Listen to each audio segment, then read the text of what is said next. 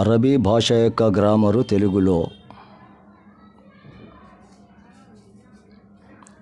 అరబీ భాష యొక్క వ్యాకరణములో భాగముగా ఖురాను గ్రంథములో ఒక చోట ఒక వాక్యం ఉంటుంది. ఆ వాక్యము అరబీ భాషలో ఏ విధముగా ఉంటుందంటే ఇప్పుడు మేము పఠిస్తున్నాము, దానిని శ్రద్ధతో వినండి.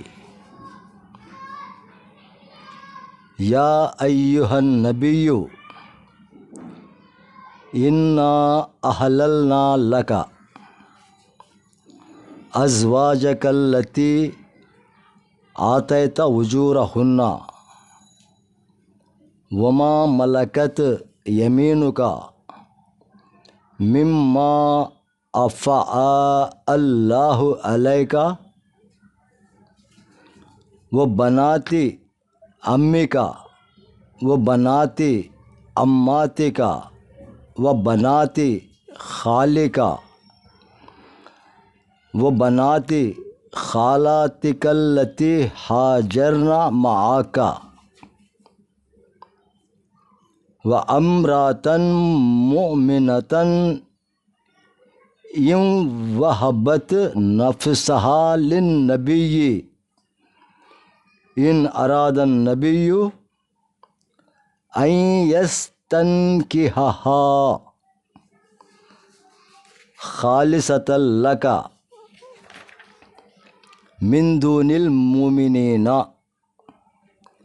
ఖద్ అలిమ్నా ఫరజ్నా అలైహిం ఫీ అజ్వాజిహిం వమా మలకత్ ఐమానుహుం లికైలా యకూన అలైక హరజున్ వకానల్లాహు గఫూరర్ రహీమా.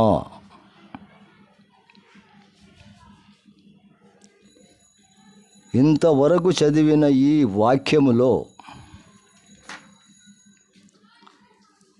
అసలు టాపిక్ ఏమిటంటే యా అయ్యుహన్ నబియ్యు ఇన్నా అహలల్నా లక అనున్నది.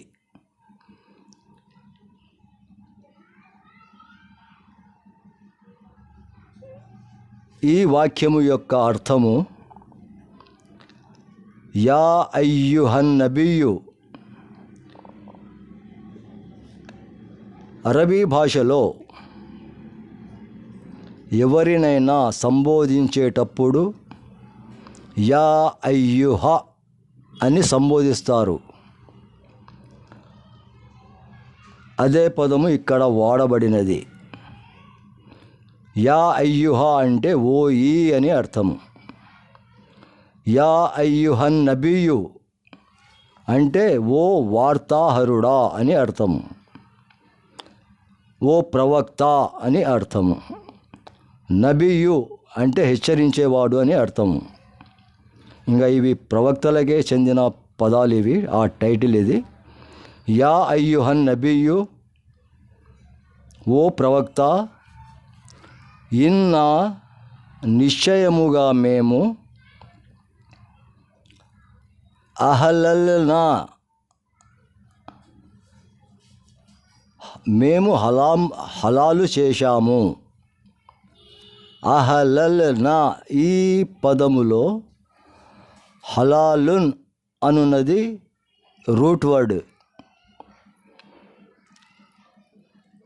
ఈ రూట్ వర్డ్ హలాలున్ అను దానికి పాస్ట్ టెన్స్ రూపము అహలల. దీని చివర నూన్ అలీఫ్ ఉంది. నూన్ అలీఫ్ అనగా మేము అనే అర్థాన్ని ఇస్తుంది. అహలల్నా మేము హలాలు చేశాము. హలాలు అరబీ కూడా హలాలే, ఇంకా తెలుగులో కూడా హలాలే. ఇంకా దీన్ని ఎలా అర్థం చేసుకోవాలంటే దీనికి తెలుగు అర్థము హలాలు అనే దానికి. హలాల్ హరాం అని మేము వింటుంటాము. హలాల్ అంటే ధర్మసమ్మతమైనది, హరాం అంటే ధర్మానికి విరుద్ధమైనది, అంటే అధర్మమైనది. అధర్మమైనది అంటే అది హరాం అనున్నది, ధర్మమైనది అంటే ఇది హలాల్ అనున్నది.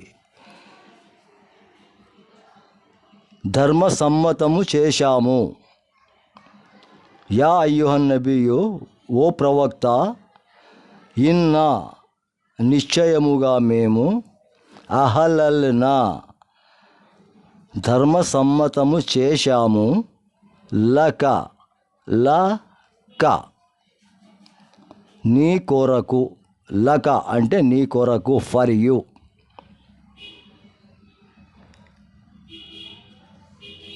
ఇంతవరకు చదివిన ఈ వాక్యములో ఇదే టాపిక్. యా అయ్యుహన్ నబియు ఇన్నా అహలల్నా లక.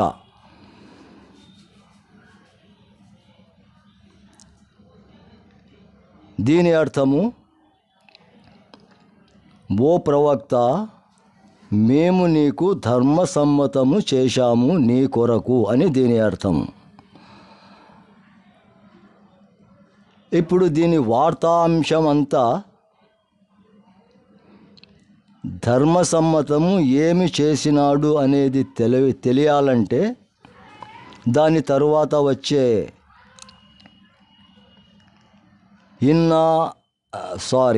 యా అయ్యుహన్ నబియు ఇన్నా హలల్నా లక,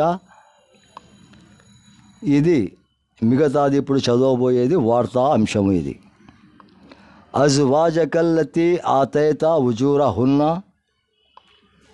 వమా మలకత్ యమీనుక మిమ్మా అఫా అల్లాహు అలైక వ బనాతి అమ్మిక व बनाती अम्मातिका व बनाती खालिका व बनाती खालातिका अल्लती हाजरना माआका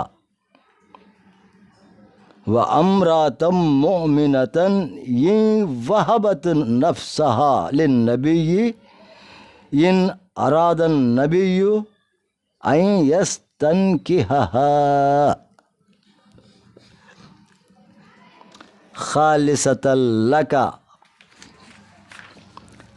मिन दूनिल मुमिनीन खद अलिमना मा फरजना अलैहिम फी अज़वाजिहिम वमा मलकत ऐमानुहुम लिकैला यकूना अलैका हरजुम वकानल्लाहु गफूरर रहीमा. ఇంతవరకు చదివిన ఈ వాక్యము ఖురాను గ్రంథములో ఎక్కడ ఉంది అంటే 33వ సూరాయగు అహ్జాబ్ అను సూరాలో ఇది 50వ వాక్యము. ఈ వాక్యము పెద్దగా ఉంది కాబట్టి నేను ఈ వాక్యములోని టాపికల్ సెంటెన్స్ మాత్రమే వివరించినాను. మిగతా వార్తాంశమంతా ఈ వాక్యం మొత్తం యొక్క సారాంశము మీ వద్దనున్న ఖురాను గ్రంథములలో ఉండునటువంటి తర్జుమాను చూసి అందులో గ్రహించేది. ఏమి ఇందులో గ్రహించవలసిన విషయములు అంటే, ఓ ప్రవక్త, మేము నీకు ధర్మసమ్మతము చేశాము అని అంటున్నాడు. ఇందులో అవి ధర్మసమ్మతములు ఏమిటి అనునవి ఇక్కడ వివరించాలంటే వీడియో లెంత్ చాలా ఎక్కువగా అయిపోతుంది. కాబట్టి మీరు ఈ రిఫరెన్స్ని తీసుకొని అహ్జాబ్ అను 33వ సూరాలోని 50వ వాక్యము యొక్క తర్జుమా, ఒకవేళ మీ వద్ద ఉర్దూ ఉంటే ఉర్దూలో, తెలుగులో ఉంటే తెలుగులో, లేదా మీకు ఇంగ్లీషులో ఉంటే ఇంగ్లీషులో కేవలము ఆ తర్జుమాను సపరేటుగా మీరు ఒక పేపరు యందు రాసుకొని మక్కికి మక్కి తర్జుమా అంటే దేనికంటారంటే, ఉదాహరణకు యా అయ్యుహన్ నబియు ఇన్నా హలల్నా లక,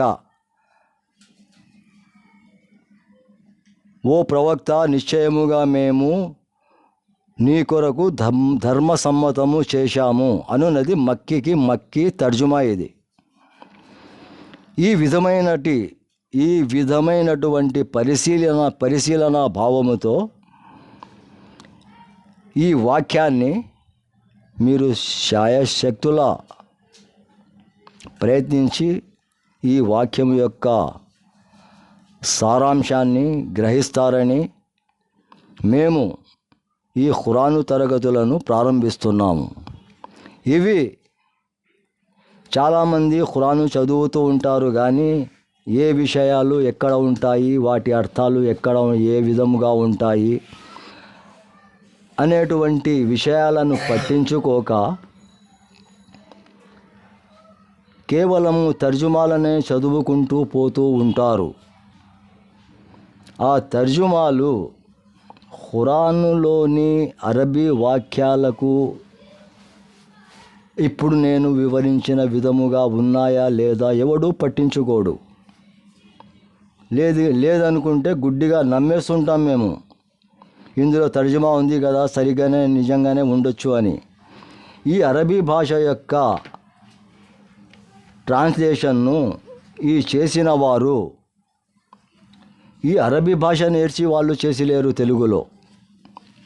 ఎందుకంటే ఈ తెలుగులో తర్జుమా చేయాలంటే వారికి వ్యాకరణము తెలిసి ఉండాలి, అప్పుడైతే కానీ ఇది సాధ్యము కాదు. కానీ ఇందులో వీళ్ళు రచించిన ఈ తెలుగులో తర్జుమా చేసినారు అంటే వీళ్ళు ఈ వాక్యములో ఉన్న ప్రకారముగా మక్కికి మక్కి తెలుసుకొని రచించినటివి తర్జుమాలు కావు. అవి ఎవరో ఉర్దూలోనో ఇంగ్లీషులోనో రచించిన ఆ గ్రంథాలను, అందులో ఉన్న ఆ భాష యొక్క భావాన్ని మాత్రము తెలుగులో అనువదించినారు. కాబట్టి ఈ తర్జుమాలకు ఈ ఖురాన్ వాక్యాలకు సరిపోవు. కాబట్టి నేను తెలియజేసేది ఏమంటే, మీరు కూడా ఊకే వినడమే కాదు, మనం ఏం చదువుతున్నాము, మనము అనుకుంటున్న తర్జుమాలు నిజముగా ఆ వాక్యానికి సరి అయిన విధముగా ఉన్నాయా లేవా అనేది మీ కనీస బాధ్యత. అది మీరు దీనిని పట్టించుకోకుండా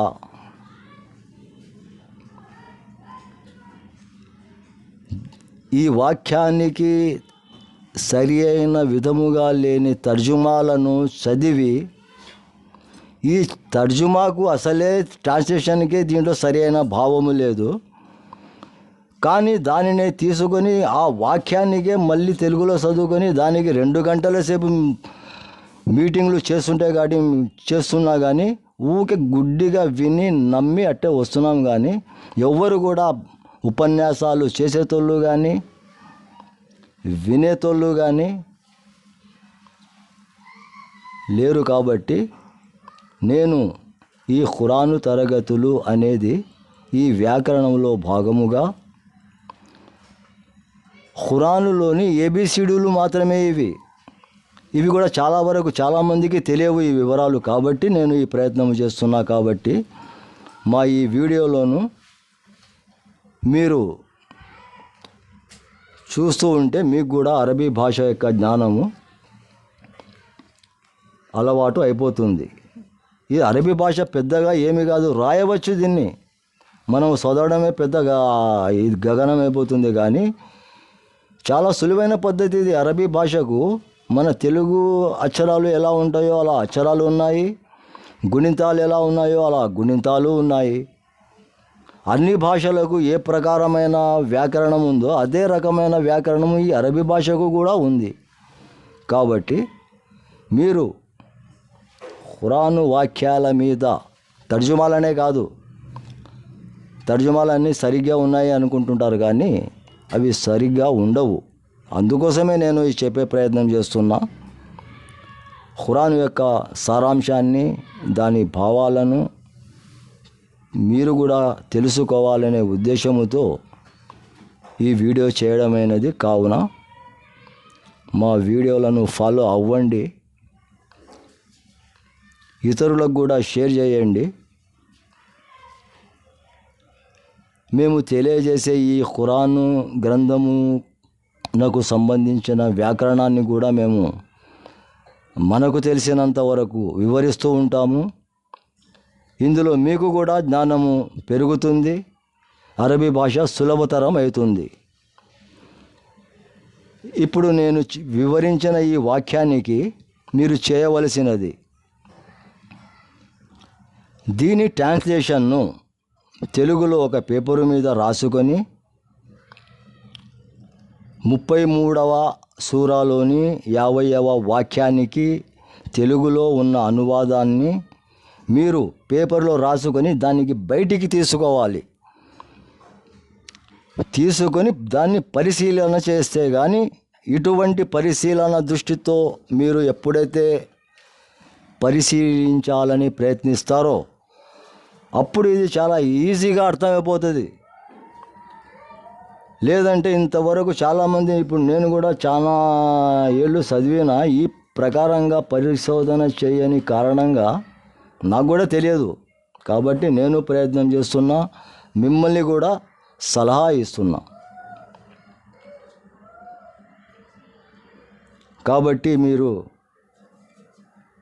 ఈ వీడియోలను మీరు సబ్స్క్రైబ్ చేసుకోండి. మేము వేరే వీడియోలు వ్యాకరణపరంగానే వివరిస్తుంటాము. ఇందులో తెలియజేసిన వ్యాకరణము ఓన్లీ యా అయ్యుహన్ నబియు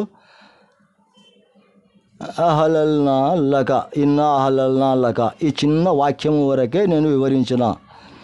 ఇంకా దీన్ని మొత్తం ఈ వాక్యమంతా నేను వ్యాకరణపరంగా మీకు వివరించాలంటే చాలా టైం పడుతుంది. కాబట్టి మీకు సులభమైన పద్ధతి చూపిస్తున్నా. ఖురాన్లో పోయి ఆ తర్జుమాను రాసుకొని మీరు కూడా దాని భావాన్ని గ్రహిస్తారని ఆశిస్తూ ఇంతటితో ముగిస్తున్నా. మీరు దీనికి సబ్స్క్రైబ్ చేసుకోండి, ఇతరులకు కూడా షేర్ చేయండి. మీకు ఈ అరబీ భాషను ఏ విధముగా మీకు వివరించాలో ఆ విధముగా వివరించే ప్రయత్నము వ్యాకరణపరంగా రెఫరెన్సులతో సహా వివరించే ప్రయత్నము చేస్తాము. మా సొంత ఉద్దేశము కానీ అక్కడ విన్నాము ఇక్కడ విన్నాము అనే ఆ కథనాలు కానీ లేకుండా ఫేస్ టు ఫేస్.